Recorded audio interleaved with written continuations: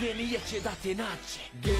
Genije, moje ime viču. Ne znaš ko sam, a ja sam tvoju životnu priču. Zapamti da mi smo genijalna nacija. Nije zajebancija, knjiga informacija. Genije.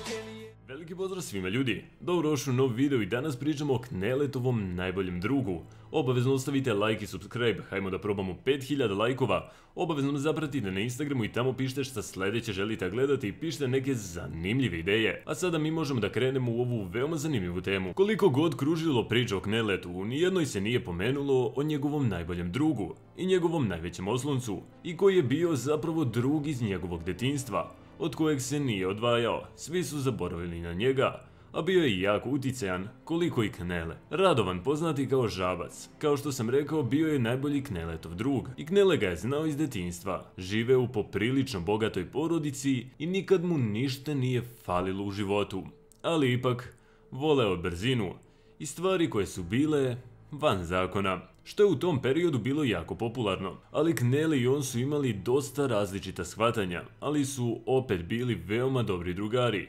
Kao što znate, Knele je bio vatreni navijač Crvene zvezde, dok je na primjer Žabac bio potpuno drugi tip i navio je za Partizan. Knele je voleo sve da odradi na fer, dok je Žabac više voleo da upuca nekog i da koristi vatreno oružje, nego da se tuče sa nekim. Ali i pored svih tih razlika, delili su istu osobinu, a to je život na ivici zakona. Radovan je bio dosta povučen tip, nikada nije voleo popularnost, niti je voleo da se eksponira, ali verovatno niste znali da su zapravo njih dvojica imali istetovirana imena na svojim ramenima, kako bi zabeležili svoje dugogodišnje prijateljstvo. Jedna onako jako slikovita situacija pokazala kakav je ko. Zapravo Knele se potukao sa jednim momkom na fer, a Žabac je u sred tuče izletao sa pištoljem i udario tog momka pištoljem u potiljak. I to nam pokazuje koliko je njihov karakter bio različit. Zajedno su harali Beogradom, ali svi su pominjali samo Kneleta. On je uvek bio u drugom planu, ali kad živite brzo, smrt dođe još brže. Pa je jednom prilikom dok se vraćao Žabac sa mitinga video svog neprijatelja, Dejana Jankovića. Izašao iz taksija i primetio da je Janković bio u prisustvu dva druga. Nakon rasprave izvadili su pištolj, ali tramvaj koji u međuvremenu prolazio ih je razdvojio. Ali nakon što je tramvaj prošao, u tom momentu je Žabac video metak. Jedan ga je pogodio u glavu, drugi u prepone i nakon mučenja umro je tek sutradan u urgentnom centru u Beogradu. Knele je ogorčeno tražio ubice, ali nakon par dana potrage dobio je dojavu da je ubica otišao prvim letom za Frankfurt. Na sahrani govor su iznijeli Knele i Giška, koji su jedva suzdržali svoje suze.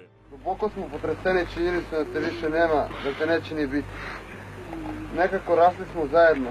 Shvatili smo koliko je ceo život surov i borili se sa njim protiv njega.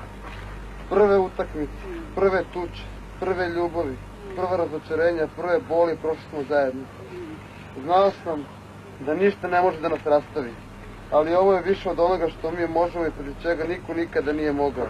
Zaklinjem vas mlađa generacijo, zaklinjem vas toplo i plemenito, da se pomirujete umjesto ratovanja, da ne vadite oružje, da ne prosipate srpsku krv, teška vremena nas čekaju.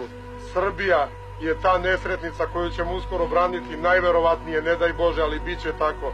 Branit ćemo je po šančevima, po rovovima, branit ćemo je na bunkerima, ovenčat ćete se i slavom i krvlju, najverovatnije, iako mi to ne želimo. Nemojte da prosipate vašu krv između vas, zaklinjem vas da ne nosite oružje, da se ne ubijate, jer to je greota. Ceo Voždovac je rekao da je Žabac bio čovek koji je hteo dati glavu za Kneleta i da ga nikad ne bi izdao.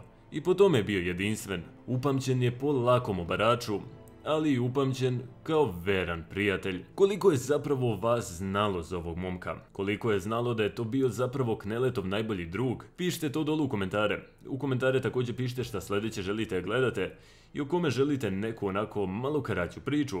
Mi se vidimo u nekom sljedećem klipu. A do tog klipa ljudi, pozdrav!